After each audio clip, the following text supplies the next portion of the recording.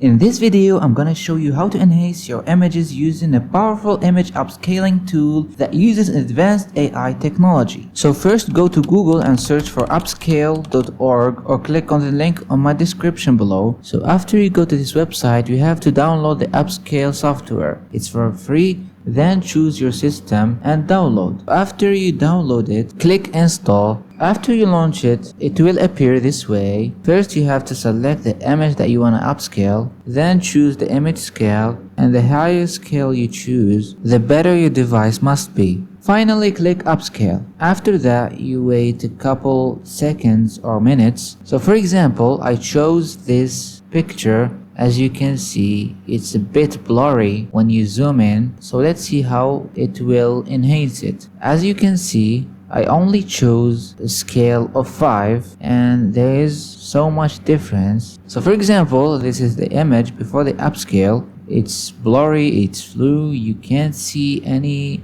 details if you zoom in. Now we switch to the image after the upscale. As you can see, even if I zoom, the image is still looking good. You can see the trees, you can see the river, the little small details. And this is it guys, see you next time.